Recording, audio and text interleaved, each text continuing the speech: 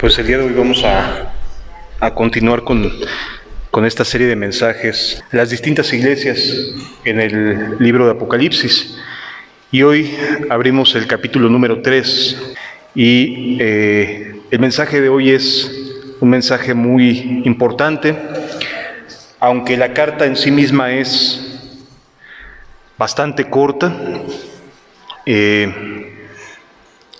Creo que es una de las que más nos dejan ver acerca de la inminencia del Señor Jesucristo, del regreso del Señor Jesucristo. Y entonces, en ese sentido, he titulado esta ponencia como Ladrón en la Noche, porque de eso habla el mensaje a la iglesia de Sardis. Quisiera que me acompañaran a la carta, mejor dicho, al libro de Apocalipsis en el capítulo número 3. El versículo es el número 1, y en este se nos va a narrar la condición de esta iglesia, de la iglesia de Sardis, que tiene unas características muy especiales, en el sentido de que es una iglesia que lleva solamente el título de cristiana. No es una iglesia que tenga características vivas. Dice de la siguiente manera el capítulo 3, versículo 1. Escribe al ángel de la iglesia en Sardis. Ya sabemos, hemos visto en otras ocasiones, que aquí la palabra ángel significa ministro, o puede traducirse también como pastor, como aquel que está a cargo de la iglesia. Escribe al ministro de la iglesia de Sardis, o al mensajero de la iglesia en Sardis. Y luego dice, el que tiene los 7 espíritus de Dios y las 7 estrellas, dice esto. Nuevamente Jesús, como en las cartas se hacía de aquella época, se presenta con mucha autoridad. Y de hecho lo que nos dice aquí la Escritura es que se presenta como aquel que tiene las 7 estrellas de Dios y los 7 espíritus de Dios. Dice Apocalipsis 1:20, para poder entender la descripción: el misterio de las 7 estrellas que has visto en mi diestra y de los 7 candeleros de oro. Las 7 estrellas son los ángeles de las 7 iglesias, es decir, el ministerio del liderazgo en toda la historia de la iglesia cristiana. Los distintos líderes que han existido a través de la historia de la vida del cristianismo. Estas cartas están dirigidas al liderazgo como tal, aquellos que están encargados de ministrar la palabra de Dios en cualquier parte del mundo, en cualquier punto de la historia. Va dedicada cada carta a cada ministro según el contexto que esté viviendo la congregación en la que ha sido puesto para servir.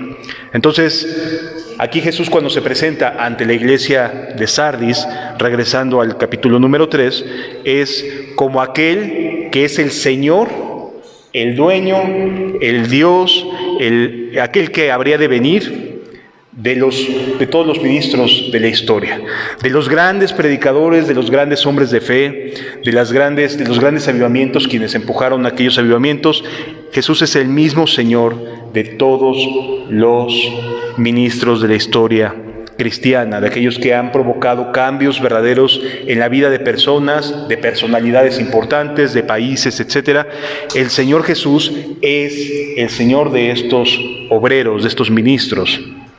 Por eso dice, el que tiene los 7 espíritus de Dios, que significa el Espíritu Santo en toda su amplitud, y las 7 estrellas, dice esto: yo conozco tus obras, que tienes nombre de que vives y estás muerto. Esta iglesia tiene una particularidad, y es que no tiene vida. Nada más llevan el título de cristianos. Es como el día de hoy, personas que has trabajado cierto tiempo con ellas y nunca te enteraste que eran cristianos. O sea, no hubo un cambio en su vida, no había nada que reflejara a Cristo. De tal manera que podías dar por sentado que eran personas como cualquier otra, con los mismos y típicos vicios, con las mismas consideraciones de la sociedad, etc. No pensabas que pudiera ser alguien distinto ese personaje. Y resulta que de momento, por circunstancias diversas, te enteras de que va a la iglesia y se dice cristiano. ¡Wow! Tiene nombre de que vive, pero solo el nombre. La conducta del cristiano no está reflejada ahí, en esta iglesia. ¿Sí? Entonces es muy importante poder entender este contexto, porque se trata de un lugar muy particular, la sociedad de Sardis. La sociedad de Sardis creció en un ambiente muy acomodado. Esta iglesia no tenía enemigos, no tenía persecución, a la gente no le interesaba la vida cristiana y tampoco a los creyentes de esta iglesia, de esta congregación, les interesaba mucho que fueran estorbados en sus actividades cotidianas, que fueran molestados en la vida o la forma que llevaban su estilo de vida. En otras palabras, era una iglesia acomodada. De hecho, la primera moneda de la historia se acuñó en esta ciudad llamada Sardis, lo cual nos permite saber que ellos preferían, en lugar de estar comerciando con mercancías, mejor tener dinero en la bolsa. ¿Sí? Ellos son los primeros en acuñar la moneda, como la conocemos hasta el día de hoy. La mayoría de las personas todavía comerciaba a través de llevar sus productos y traerlos, y entonces esta ciudad era tan pujante, tan cosmopolita, que mejor acuñó su moneda para no tener problemas de estar teniendo que llevar, intercambiando mercancía, estar haciendo trueque. ¿Sí? Mejor dijo, hacemos unas moneditas, y ahí se acuñó la primera moneda, lo cual nos permite saber que era una sociedad pues bastante sobrada de dinero, no tenía problemas económicos. La iglesia en este lugar no tenía tampoco problemas económicos, no tenía dificultades de que estuvieran queriéndolos perseguir o queriéndolos matar, y además era una iglesia que no estaba preocupada por las cosas que hacía, era una vida bastante acomodada, no resaltaba en lo más mínimo. No se notaba la diferencia entre una persona que iba al culto cristiano, lo mismo que fuera a cualquier otra religión. No había diferencias, básicamente. Esa es la característica de esta iglesia. Por eso Jesús le dice, mira, tienes nombre de que vives, pero estás muerta. Aquí nos enteramos de que Jesús sí está observando, sí está mirando las condiciones de las personas. Y para Jesús, estas personas no tienen vida. Aunque lleven el nombre de cristianos, no tienen vida. ¿Sí lo vamos entendiendo? Aquí podemos compararnos el día de hoy a aquellas personas que dicen, no, pues si yo soy cristiano. Ah, ¿en serio? Pues ni cuenta me había dado. Porque dices una de groserías bárbara. Porque maldices y haces y deshaces y te avientas tus mentiras y andas coqueteando aquí y allá. O sea, ¿cómo dices que eres cristiano? No, pues es que yo voy a la iglesia. ¿De verdad vas a la iglesia? ¿En serio? Esta congregación era una congregación de esas típicas de la religión, que nada más llevan el título, pero están muertos. No tienen cambios reales en su manera de conducirse, en sus vidas. Si alcanzamos a entender la diferencia, hoy las personas pueden acudir a una religión, pero no son cristianas como Cristo sí las esperaría que fueran. Aquí no se trata de quedar bien con nadie cuando vamos a una congregación, a una comunidad. Se trata de que vivimos para Cristo y nos comunicamos. La vida no tiene que ver con la religión, la vida de Cristo no tiene que ver con la religión, tiene que ver con tener comunión con Dios, que yo pueda hablar y Dios me escuche y tener la certeza de que me escucha en todo lo que pedimos. Sí. Esta es la iglesia de Sardis, una iglesia que tiene nombre de que está viva. Se dice cristiana, se dice que cree en Jesús, pero tiene la fe de los demonios. ¿Cómo cree un demonio? ¿Un demonio sabe que Dios existe? Por supuesto que lo sabe, ¿verdad?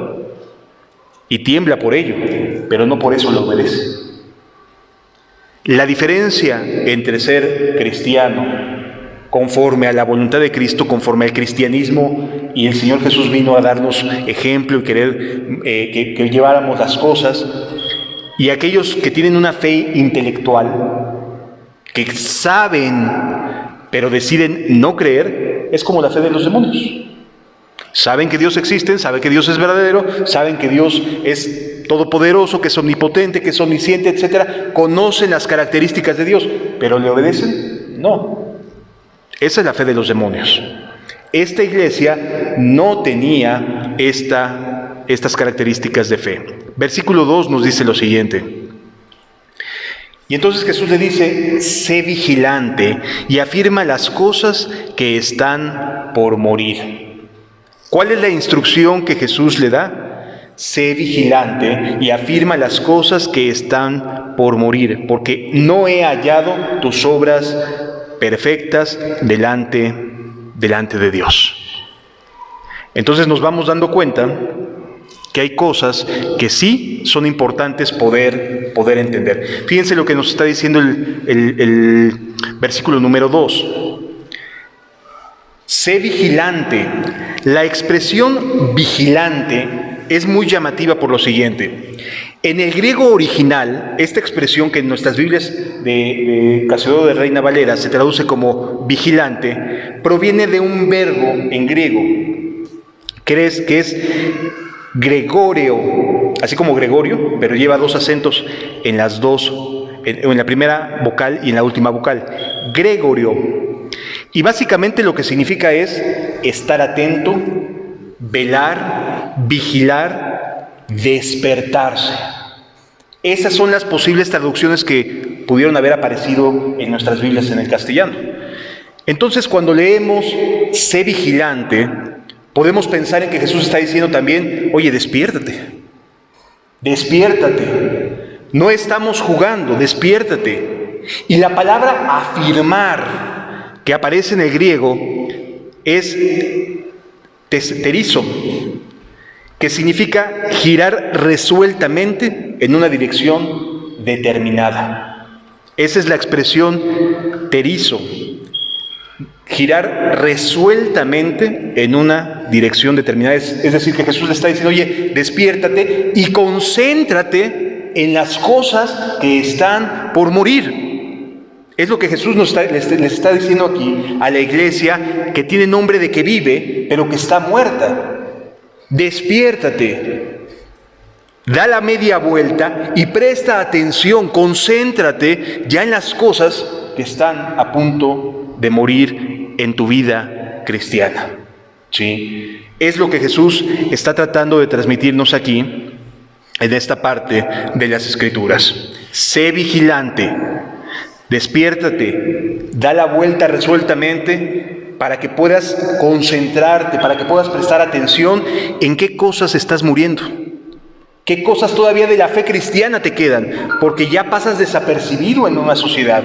Esta iglesia es muy semejante a la que Jesús nos enseña cuando enseña acerca de la parábola del sembrador, esa iglesia que cae entre piedras y rápidamente crece porque no tiene profundidad la tierra y crece rápidamente. Esta iglesia, en un lapso muy corto de tiempo, de apenas algunos años, de inmediato declinó.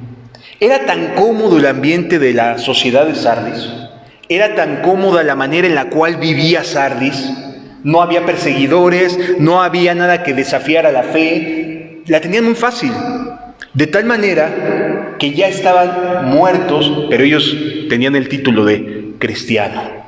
Yo soy cristiano, yo soy cristiana, y así pasaban desapercibidos.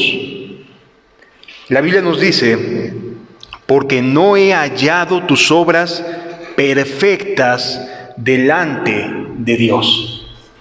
¿Qué es lo que hace que una obra, que una acción de un cristiano verdadero sea perfecta delante de Dios? ¿Qué es lo que hace que esa obra o esa buena acción delante de Dios sea agradable? La fe.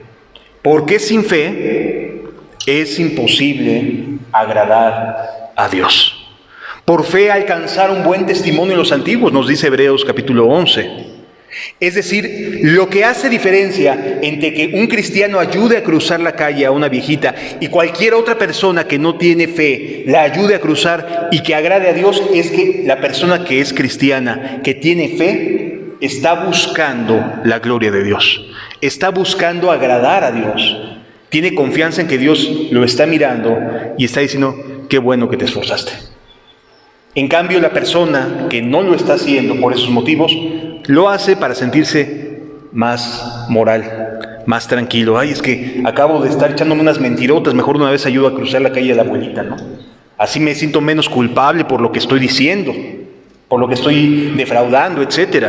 En otras palabras, la gente, por los motivos egoístas e incorrectos, hace cosas buenas, pero son pasajeras, no duran. En cambio, las obras perfectas delante de Dios provienen de un corazón que está confiando en su buena voluntad, en que lo haya cuando está queriendo hacer cosas buenas, que Dios le agrada la vida que se lleva. No estamos siendo egoístas, sino que hacemos las cosas para que Dios sea honrado, para que Dios sea glorificado. ¿Sí? La fe es algo que hace que las obras, aunque sean las mismas que otras personas, se hagan perfectas. ¿Te acuerdas de Caín y Abel? Ahí lo dice en Hebreos 11. ¿Por qué agradó más la ofrenda de Abel que la ofrenda de su hermano? Porque Abel tenía fe, tenía confianza en Dios y lo hacía para Dios. La diferencia entre agradar a Dios y no agradarlo tiene que ver con el corazón con el que se hacen las cosas, con la manera en la cual estamos motivados a hacer algo bueno. Sí lo vamos entendiendo más. Entonces, ¿qué le estaba pasando a esta iglesia? Ya no tenía fe. Ya no hacía las cosas de manera correcta, por los motivos correctos, sino más bien ya nada más le gustaba mantener cierta apariencia. Que no me estén molestando. Me quiero evitar problemas. Y pues si para evitarme problemas tengo que hacer esto, pues lo hago, no hay problema. Pero ya no lo hacía de corazón. Y el corazón de esta iglesia estaba muerto. Ya no tenía fe. Sí. Por eso la Biblia nos enseña, no he hallado tus obras perfectas delante de Dios.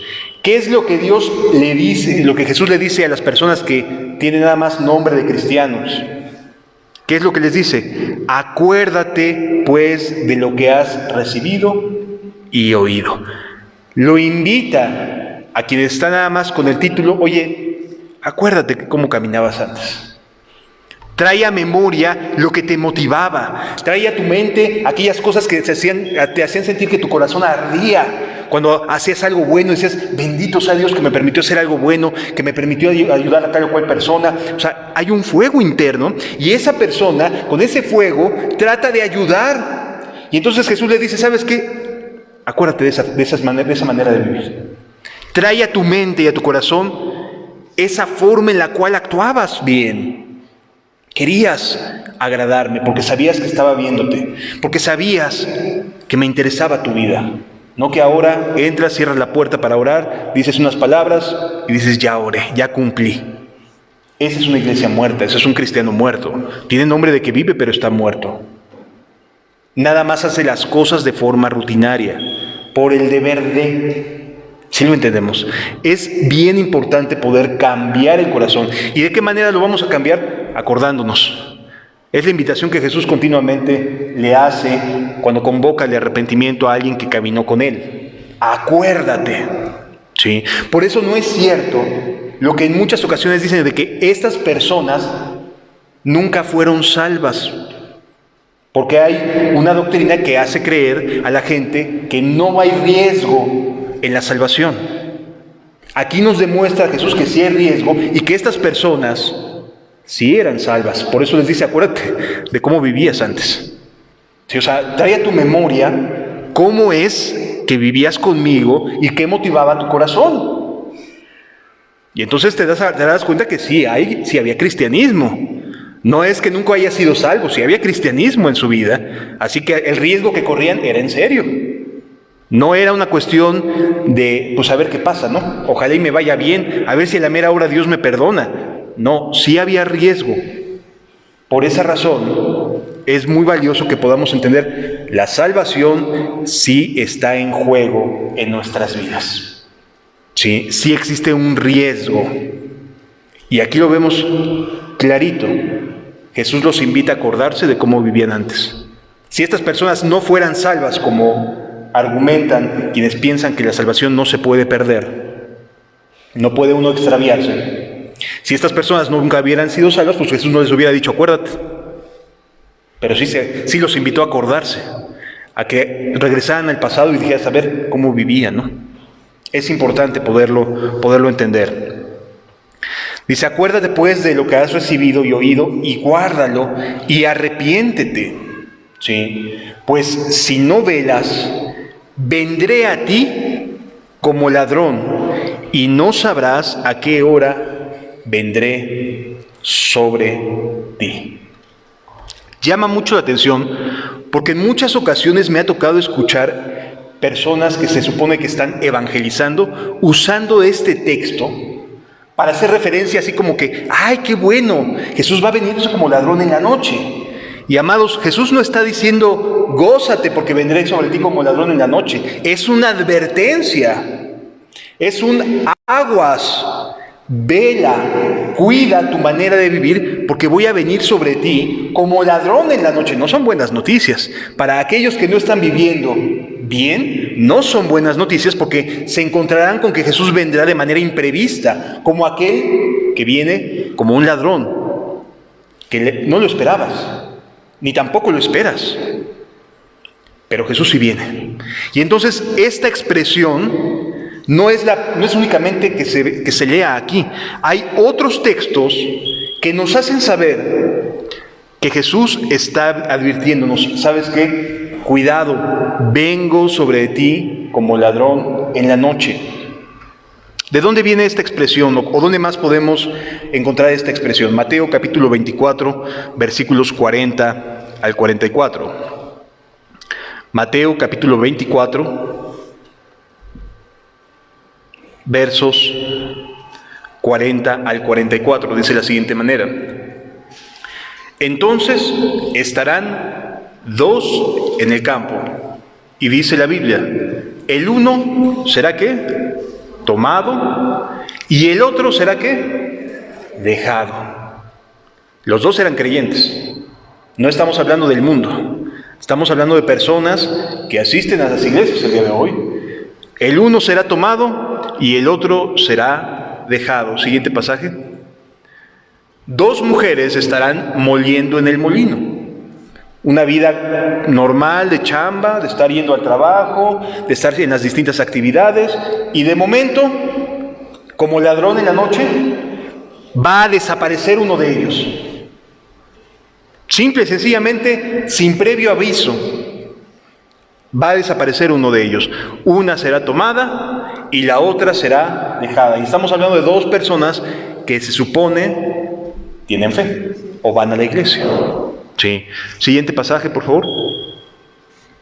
Velad pues, porque no sabéis a qué hora ha de venir vuestro Señor.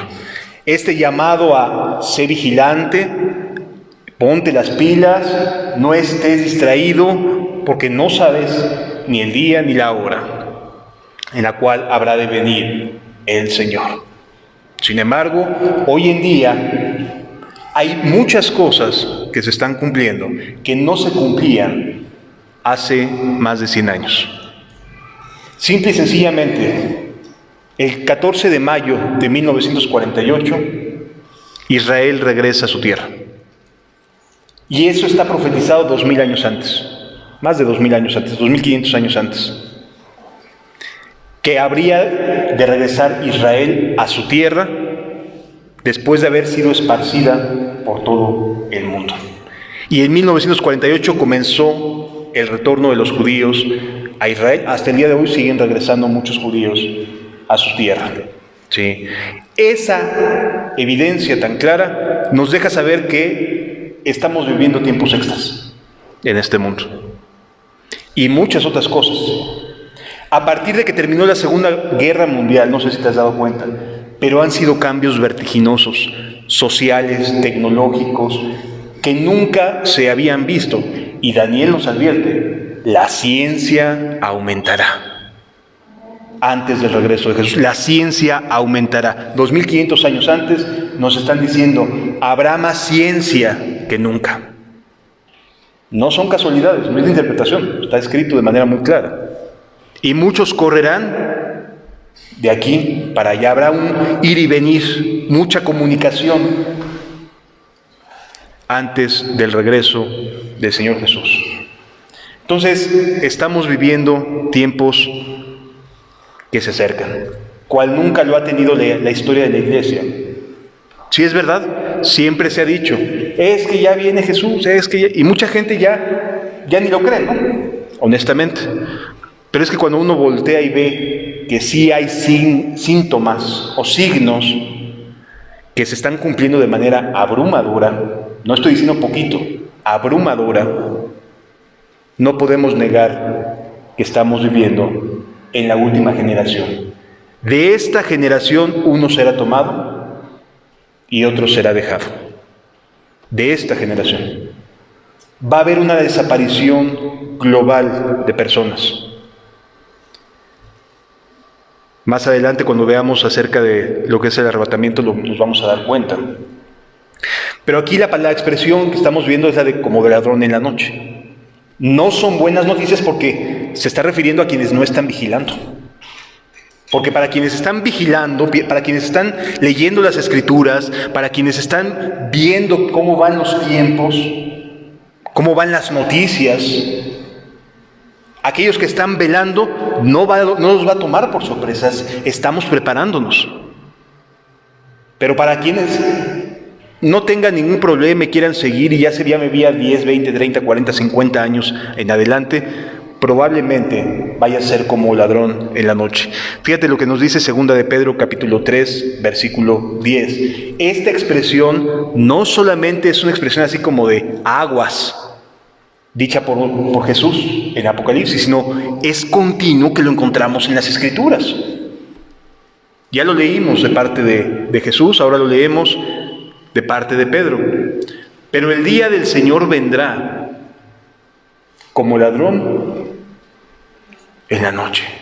El día del Señor vendrá como ladrón en la noche, de manera súbita. Nadie se la va a creer, porque no lo esperaban, solo quienes estén vigilantes. Quienes estén diligentes y vigilantes, sí lo están esperando, sí me estoy preparando, sí estoy pensando en no perder tiempo, sí estoy pensando en buscar hacer bien las cosas, en cambiar de vida, en corregir lo que tenga que corregir. O sea, estoy pensando que Él ya viene pronto, porque va a caer sin que nadie se lo espere. Uno será tomado y el otro será dejado. Y nos dice, pero el día del Señor vendrá como ladrón en la noche, en el cual los cielos pasarán con gran estruendo y los elementos ardiendo serán deshechos y la tierra y las obras que en ella hay serán quemadas. También Pedro lo está enseñando. O sea, no es una expresión ahí nada más aislada, es una expresión que advierte la inminencia y la condición de las personas que lo van a ver venir como un ladrón. ¿Sí? No como una buena noticia, sino como, y yo no estaba preparado, y yo que creía que había más chance, y yo que pensé que esto era para ancianos, y yo que pensé, vendrá como ladrón en la noche. Siguiente pasaje, también el apóstol Pablo nos hace referencia a esta misma expresión. Pero el día del Señor, porque vosotros sabéis perfectamente que el día del Señor vendrá así como ladrón en la noche. Es decir, dos apóstoles, el apóstol Pedro y el apóstol Pablo, que no era que fueran muy cercanos, cada quien estaba en su obra a lo largo de la historia cristiana del primer siglo, nada más se llegaron a encontrar 2 o 3 veces. La Biblia de hecho nos registra solamente 2. Tenían esta misma claridad en su corazón. El Señor vendrá, el día del Señor vendrá, así como ladrón en la noche. Es decir, que es una enseñanza apostólica el advertir la inminencia del Señor Jesús y lo comparan como un ladrón en la noche. Sí. Ahora, a lo mejor para nosotros ya eso de que entren a tu casa furtivamente en la noche ya no es algo de que preocuparse. Más bien preocúpate si estuvieras, ¿no? Ahí en casa. Quieren meterse a tu casa, es lo que decimos. Mejor que no haya estado. Y se metieron, qué lamentable, ¿no? Pero en aquella época, en aquellas condiciones sí era preocupante porque los ladrones normalmente no se metían directamente a las casas donde estuviera la familia, sino buscaban las cosas que estuvieran alrededor. Sí se metían a los terrenos, se metían a las propiedades, pero ya solamente que fueran uno o dos rateros, no dos ladrones, era que se atrevían a meterse en una casa, porque no sabían lo que iban a encontrar. A lo mejor en ese hogar había 2 o 3 varones, y pues ellos eran 2, ¿no? Entonces, siempre el ladrón, por lo general, buscaba furtivamente el mejor momento para entrar. Y en aquella época donde no había luz, pues obviamente la noche era el mejor momento para llegar. Así que lo que nos trata de reflejar Jesús, cuando le dice, si no vendré a ti pronto como ladrón en la noche, quiere decir que no lo vas a esperar. No lo vas a estar esperando. Eso es lo preocupante. Que muchas personas que se dicen cristianas o que acuden a una iglesia, no están pensando en que Jesús está mandando señales a este mundo de que está por regresar. No lo tienen en la cabeza. Siguen en sus vidas cotidianas, siguen en sus vidas habituales, como si nada estuviera pasando. Y tratan hasta de decir, no, por favor, no me molestes, ¿no? Así como la iglesia de Sardis. Oye, yo tengo ya un estilo de vida, yo ya tengo una manera de ser, ya tengo esto formado, por favor, no me molestes con esas cosas. Hay gente que hasta se molesta cuando hablas acerca de temas del fin de los tiempos. Es que quieres espantar, es que exageras. A ver, yo no estoy exagerando. Es una doctrina apostólica, es una doctrina bíblica el advertir. Y si le molesta a alguien en su estilo de vida tener que pensar en lo que se avecina, es cosa de cada quien. Pero de que es una doctrina apostólica advertir que Jesús viene como ladrón en la noche, lo es. Porque no solamente es mencionado por Jesús en el Mateo 24, sino es mencionado por Jesús en el Apocalipsis, es mencionado por Pedro, es mencionado por Pablo. O sea, es una doctrina bíblica. Entonces, no podemos ignorarla porque no nos guste hablar acerca de las cosas que habrán de venir sobre este mundo. Es que son temas muy difíciles, hermano, pero son bíblicas. Que porque son difíciles no las vas a predicar, pues ponte a orar, y hay que ponerse a orar y buscar en Dios la gracia y la sabiduría para poder dar la enseñanza de la mejor manera posible, pero no la puedes dejar de dar porque no te guste o vaya a incomodar a la gente. Pues que la gente se incomode, pero es bíblico tener lo que decir. Jesús vendrá como ladrón en la noche. ¿Qué más nos dice? Aquí hay un aspecto bien interesante. No sé si se dieron cuenta que tanto Pablo como Pedro hablan acerca del día del Señor. Pero el día del Señor vendrá así como el ladrón en la noche. Tanto uno como otro. ¿Qué significa esto? Fíjate lo que nos dice el libro de Sofonías del Antiguo Testamento en el capítulo número 1. El versículo que vamos a leer ahorita inicialmente es el 14. Sofonías, capítulo 1, versículo 14. Y lo que nos dice es algo de verdad muy interesante, porque nos habla básicamente acerca de las características del día del Señor, de un pueblo creyente y del pueblo que no cree. Dice la Escritura: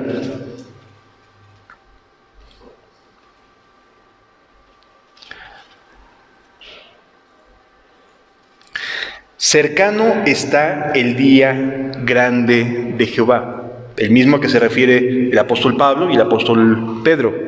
Cercano está el día grande de Jehová. Cercano y muy próximo. Y lo vuelve a reiterar, como diciendo, de verdad, no es juego, está cercano y muy próximo. Es amarga la voz del día de Jehová.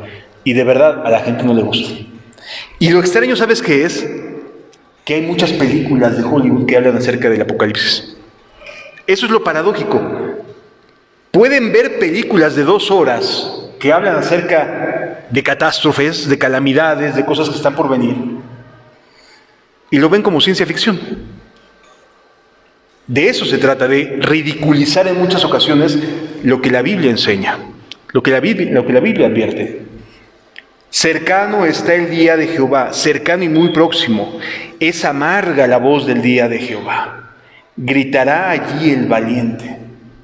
O sea, cuando inicie, ni los valientes se van a poder aguantar las ganas de gritar, porque serán eventos cataclísmicos de magnitudes que ni los más valientes pueden sobrellevar.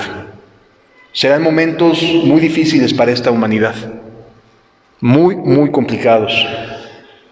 De hecho, si nos vamos a partir del versículo inicial de este libro, de Sofonías, el versículo 1, capítulo 1, dice: palabra de Jehová que vino a Sofonías, hijo de Cusi, hijo de Gedalías, hijo de Amarías, hijo de Ezequías, en los días de Josías, hijo de Amón, rey de Judá. En este momento había un avivamiento, vale la pena decirlo. Durante el reinado de este rey de Josías, Josías fue un hombre que se dedicó a vivir de acuerdo a la palabra de Dios. Sofonías era profeta durante el tiempo de Josías.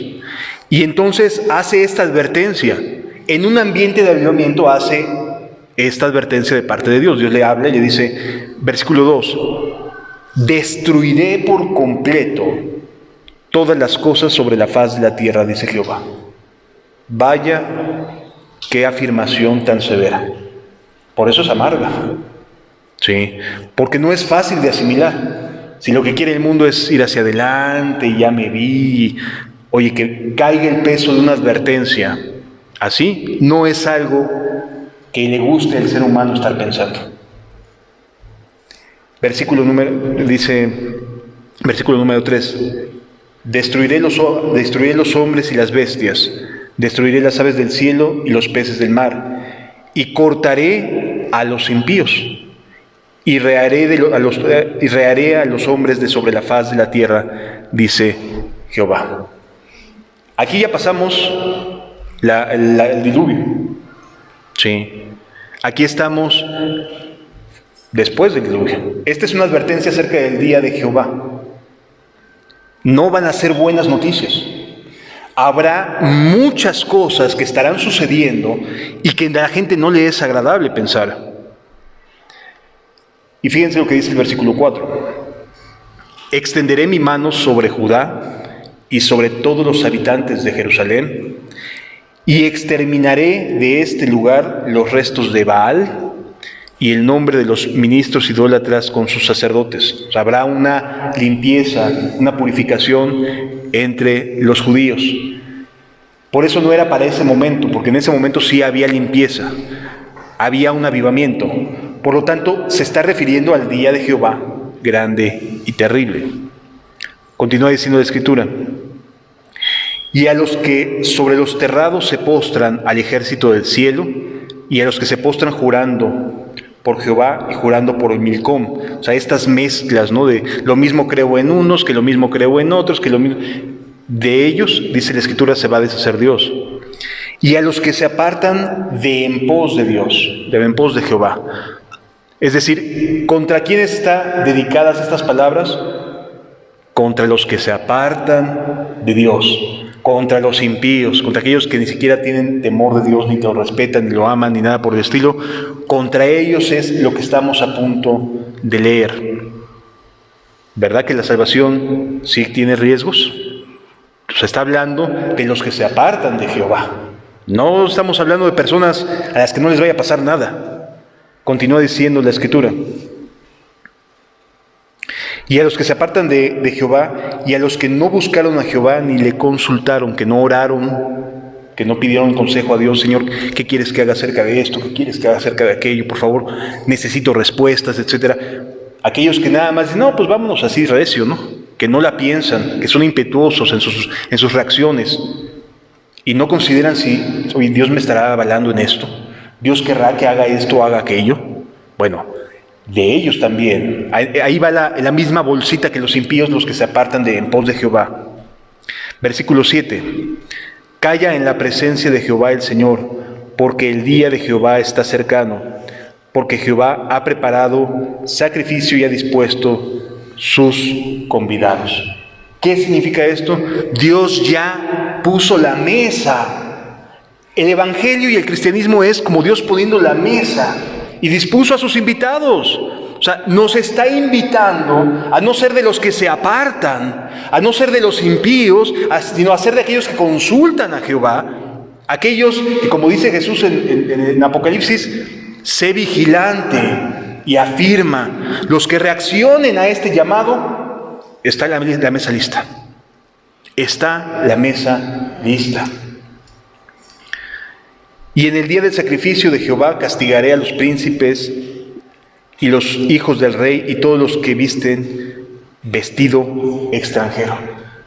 ¿Te acuerdas de la enseñanza de Jesús de los invitados a las bodas y había unos que no estaban vestidos ahí para las bodas? Se refiere a esto. O sea, Dios va a separar a los hipócritas. Dios va a hacer a un lado a aquellos que dicen y no hacen. Aquellos que se dicen cristianos, pero no son ni la sal ni la luz de este mundo. Porque ese era el propósito de la iglesia de Sardis, que fuera sal y luz en Sardis. Y no, ya era una iglesia muerta. Ya era una iglesia muerta. Ya no tenía vida. Nada más llevaba el título. No servía para nada, sino para ser echada afuera. Ya no salaba.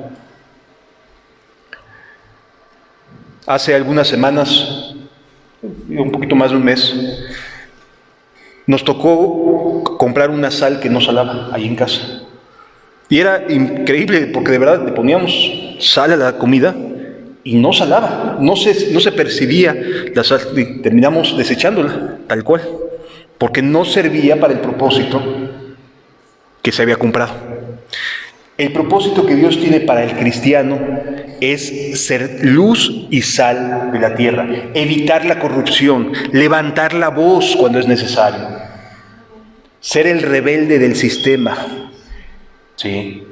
No es nada más el pasar por alto y ahí llévatela campechaneando, ¿no? Que no se note, que no te vayan a decir nada, que no corra riesgo. Amados, desde que vemos la vida de Cristo y quienes somos cristianos sabemos que cuando nos convertimos, entramos en una vida a la cual el mundo no le agrada.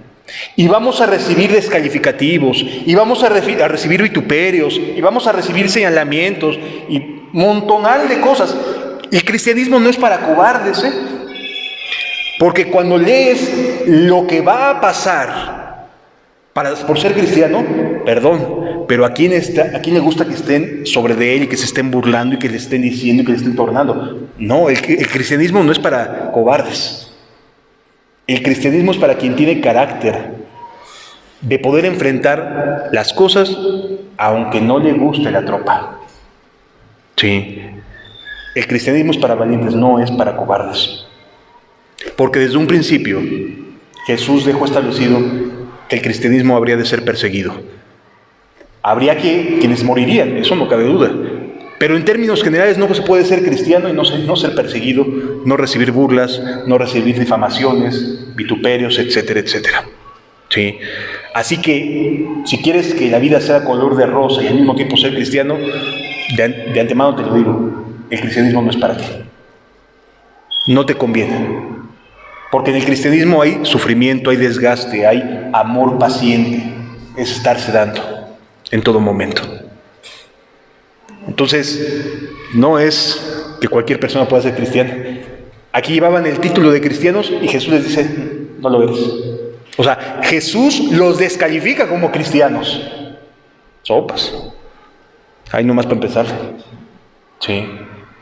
Entonces, no es una cuestión de qué pienso o qué no pienso, sino qué piensa Dios acerca de mi manera de vivir. Eso es lo que importa realmente. Versículo número 9. Asimismo castigaré en aquel día a todos los que saltan la puerta. ¿Se acuerdan que Jesús también habló del salteador? De aquellos que quieren entrar, ¿no? Si yo me quiero hacer pasar por cristiano, o quiero ser cristiano pero sin sufrir los sacrificios que implica ser cristiano. Es que a mí sí me gusta, es que sí soy empático, es que pues sí me atraen algunas cosas, hay algunas cosas interesantes, sí me interesa esta parte de la vida cristiana, pero eso de ser, de que me agarren de trapito, como que me estén humillando y que me estén diciendo de cosas, esa parte no me gusta.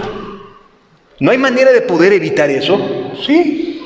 Aquí hay salteadores. O sea, hay gente que dice ser cristiana y no lo es. Hay quienes tienen nada más el título y no lo es. A esto la Biblia le llama que asaltan la puerta. O sea, no quiero entrar por la puerta angosta, mejor me voy por la puerta ancha y me pongo el título de cristiano porque voy a la iglesia. Sí. Y habrá, aquí dice, versículo 9, asimismo castigaré en aquel día a todos los que saltan la puerta, los que llenan las casas de sus señores de robo y de engaño. Y habrá en aquel día, dice Jehová, voz de clamor desde la puerta del pescado y aullido desde la segunda puerta y gran quebrantamiento desde los collados. Aquí nada más se está refiriendo, en el templo había una puerta, la puerta principal, la de entrada, que eran como unas escalinatas hacia el templo, esa se llamaba la puerta del pescado, así le llamaban. ¿Sí? Había otras puertas, la puerta oriental, había otra puerta, la puerta occidental, esas otras dos puertas llevaban otros nombres. Pero la puerta del pescado es la puerta principal del templo de Jerusalén. Bueno, desde ahí dice, va a haber un grito. A los creyentes, entre comillas, no les va a gustar lo que se viene. Ahí van al templo, pero de repente se viene el día grande de Jehová, como ladrón en la noche. Y entonces dicen, ¿por qué, Señor? ¿Por qué me estás dejando? ¿Por qué me estás abandonando? Para aquel día, para muchos que hoy van a las iglesias, va a ser un día terrible. Porque se van a dar cuenta de cómo la gente simple y sencillamente no está. Pero ellos siguen ahí. Señor, ¿qué pasó? En ese momento se van a arrodillar y a querer pedir perdón. Ya no hay tiempo. Porque es como ladrón de la noche. No habrá oportunidad, no va a haber el tiempo para poder decir, perdóname. Porque será en un abrir y cerrar de ojos. En un instante. Dice el versículo 14. Cercano está el día grande de Jehová, cercano y muy próximo. Es amarga la voz del día de Jehová, gritará allí el valiente. ¿Día de qué? De ira. Ahora, muchas personas el día de hoy dicen, ¿pero por qué? ¿Por qué Dios tendría que destruir? ¿Por qué si Dios es bueno, está preparando este día? Amados, la verdad es que Dios es bueno, pero también es justo. Y por justo entiéndase que no va a dejar pasar por inocente, o sea, como si no hubiera hecho nada, al que es culpable. Si tú hiciste algo, eres culpable. Y como Dios es un Dios justo, va a darte conforme a tu culpabilidad, conforme a tus obras. A menos que nos volvamos a Cristo y entremos por la puerta angosta. Esa es la única salida de escape. No hay otra. Caminar con Cristo. Él es el camino, la verdad y la vida, dice la Escritura. Entonces, ese día va a ser un día de ira. ¿Por qué? Amado, la verdad es que no estamos conscientes, no nos da nuestra capacidad para podernos enterar de todas las cosas y las maldades que se cometen en el mundo. De todas las maldades que se están cometiendo en el mundo, no estamos conscientes. Vivimos realmente como si fuéramos en una burbuja de cristal, pero no sabemos la cantidad de, la terrible flagelo que es el tráfico de órganos, el tráfico de niños, de mujeres, todas las maldades, las atrocidades, los genocidios que hoy en día se están dando, pero no nos enteramos. ¿Y pensamos que eso no sucede porque no nos enteramos? No, amados. La realidad es que estamos ajenos a esa información. Y esa es una de las características por las cuales en nuestra cabecita no logra entrar el hecho de que exista riesgo, de que podamos estar advertidos y que pueda existir algún grado de riesgo, porque finalmente en nuestra cabecita no sabemos de las maldades que están cometiendo en este momento muchas personas. ¿Cuántas personas hoy en día y en este momento pueden estar siendo agredidas sexualmente? ¿Que Dios no sería un Dios injusto si deja pasar eso? Va a ser un Dios justo. El hecho que nosotros estemos aquí sentaditos, escuchando, pareciera que nos envuelve, pero allá afuera hay una cantidad de maldad que se está generando cada día, que cuando venga la justicia y Dios nos enseñe, mira, mientras tú estabas ahí sentado, estaba pasando todo esto, por eso soy justo. Porque mientras tú estabas ahí sentado, acá en este país estaba sucediendo esto y acá y si nos pasaran la película de todas las acciones que cada individuo hace que no ama a Dios, nos daríamos cuenta que hasta se está tardando Dios en venir. Por la carga de maldad normalizada que mucha gente ya tiene. Por eso será un día de ira, aquel día. Día de angustia. La palabra aquí angustia es tribulación. Es un día de angustia. Las personas van a estar angustiadas, no van a estar contentas.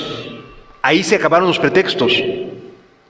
Y de aprieto, día de alboroto y asolamiento, día de tiniebla y oscuridad, día de nublado y de entenebrecimiento. O sea, la gente va a ser un caos ese día. Ese día va a ser un caos la humanidad. Vas a estar escuchando noticias de accidentes por todos lados, gente desapareciendo. No va a ser algo fácil de entender. Y si tú eres una persona que no te vas a ir, si tú eres de esas personas que se va a quedar, ya vas a saber lo que te pasó. Ya vas a saber lo que le pasó a la gente con la que vivías. Quienes sí estaban caminando con Dios. Y tu conciencia te va a reclamar, ¿por qué no hice caso antes? ¿Por qué no desperté? ¿Por qué no fui vigilante y afirmé las cosas que estaban para morir? ¿Por qué no me detuve a darme cuenta, a ponerme a investigar, a leer? ¿Qué tan cerca estamos del regreso de Jesús? Ese día va a ser de lamento, de angustia, de aprieto. ¿Y ahora qué voy a hacer? Muchas personas van a desaparecer ese día. Muchas. En cambio, dice el versículo 16, día de trompeta y de algazara sobre las ciudades fortificadas y sobre las altas torres. La palabra algazara quiere decir celebración, alegría.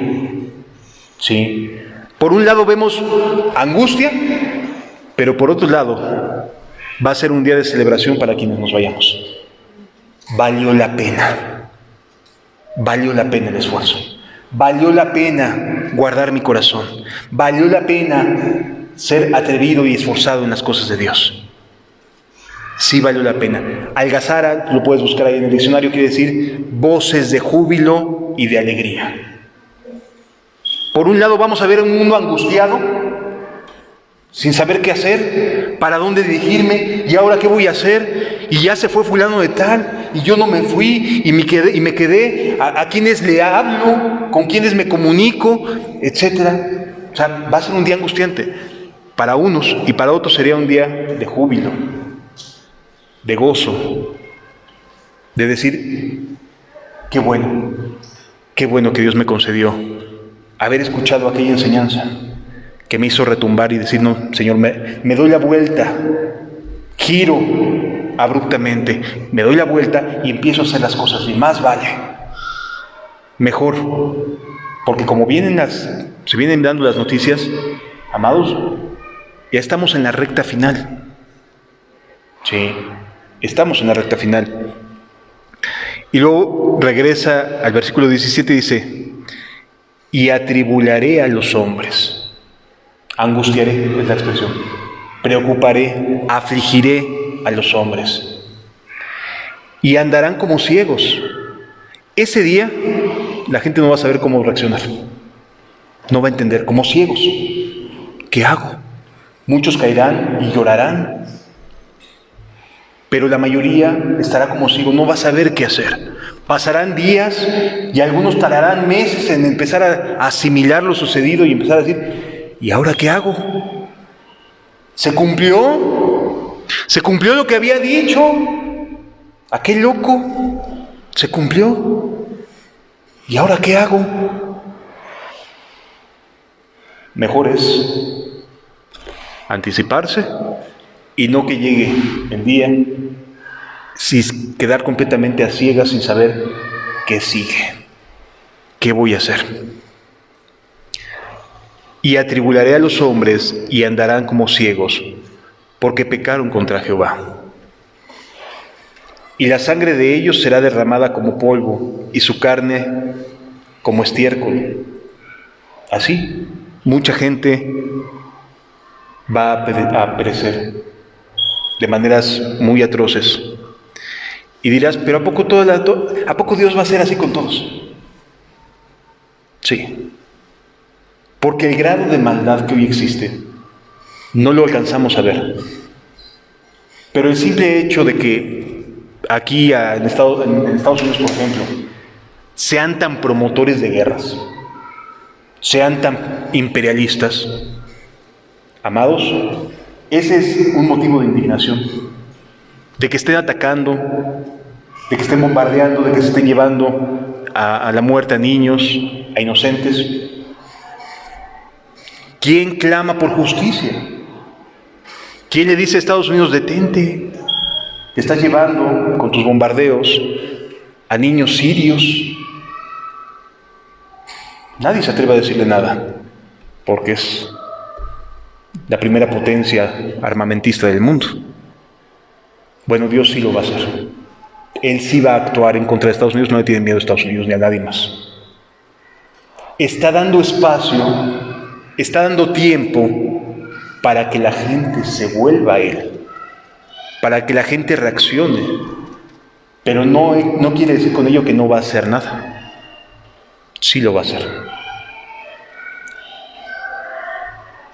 Versículo 18. Ni su plata ni su oro podrán librarlos. O sea, hay mucha gente que hoy se siente muy feliz porque tiene mucha feria en el bolsillo, ¿no? Bueno, en aquel día, ¿dónde va a quedar tu oro? No va a haber oro, no va a haber plata que te salve.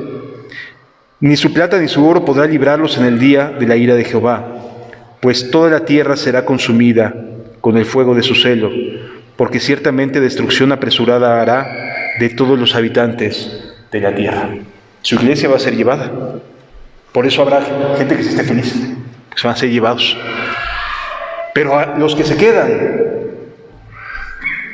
los que hoy en día dicen, no, puro cuento, llegará el día y sabrás que no fue cuento. Mejor es decir hoy, mejor hago caso a Jesús y me arrepiento y cambio mi manera de pensar y de actuar. Sí, que seguir siendo como la iglesia de Sardis. Regresamos a Apocalipsis capítulo 3.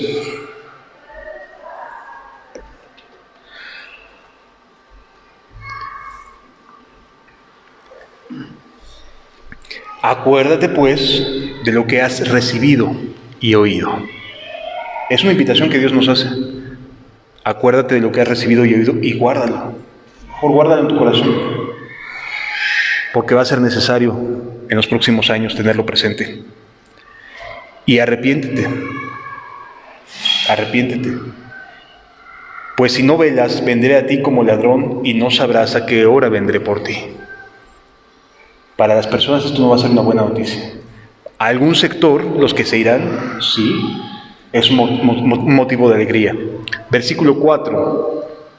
Dentro de este ambiente de la iglesia de Sardis, dice, pero tienes unas pocas personas en Sardis que no han manchado sus vestiduras, que se están manteniendo, que están creyendo, que están todavía confiando en Dios, todavía haciendo obras, sabiendo que Dios los está mirando y que Dios está contento con lo que están haciendo.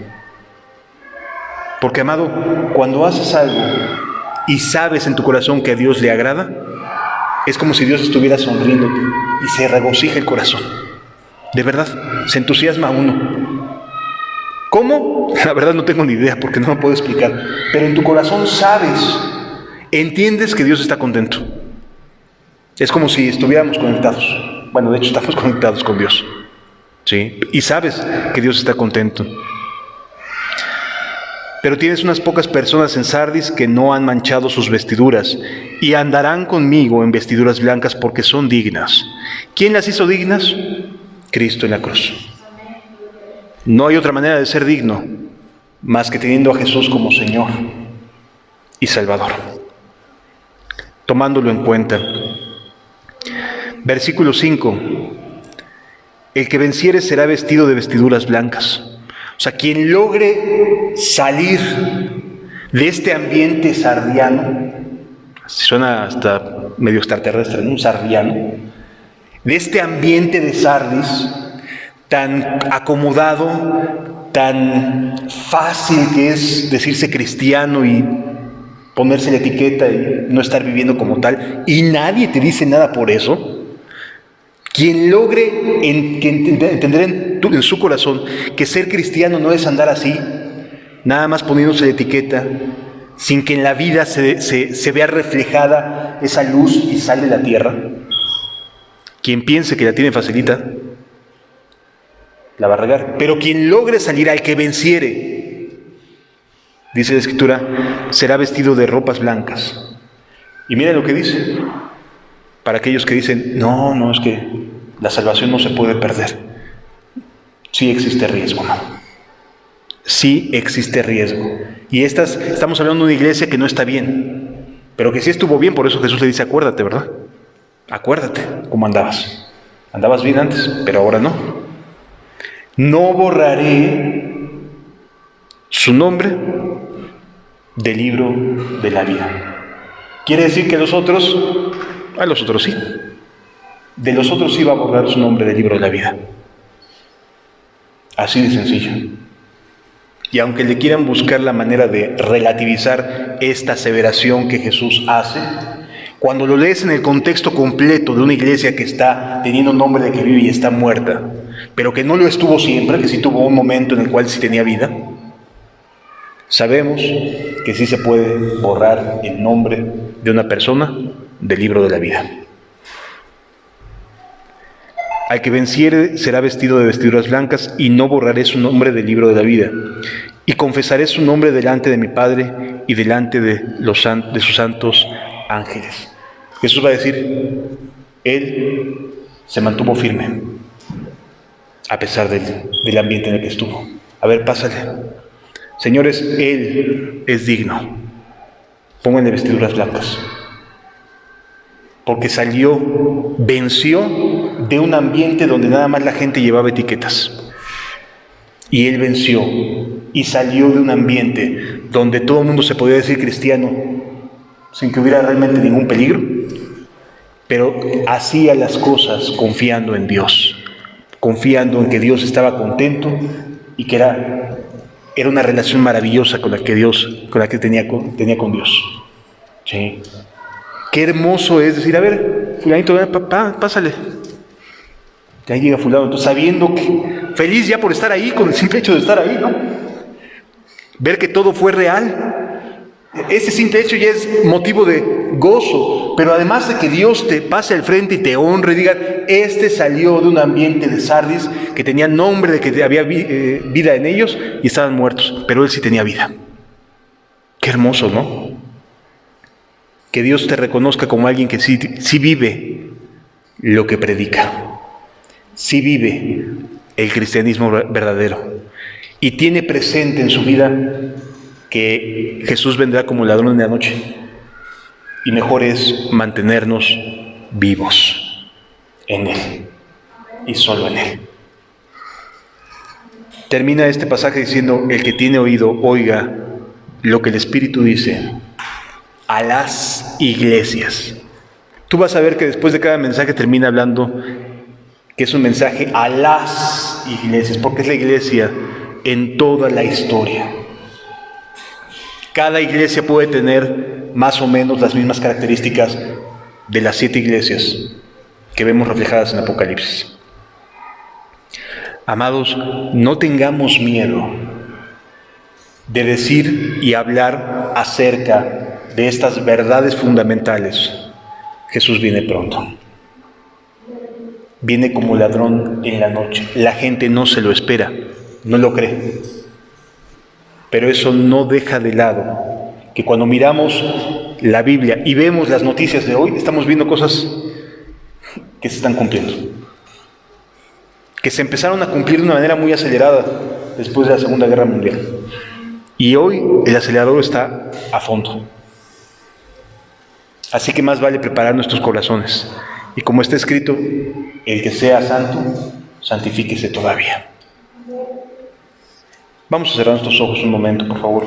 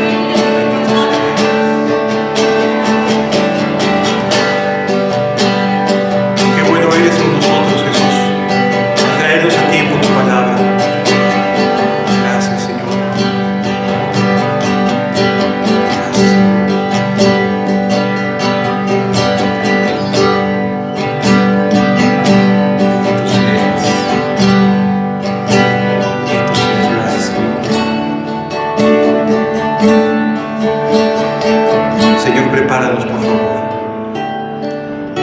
No somos los mejores, pero queremos ser preparados. Queremos estar listos, Señor.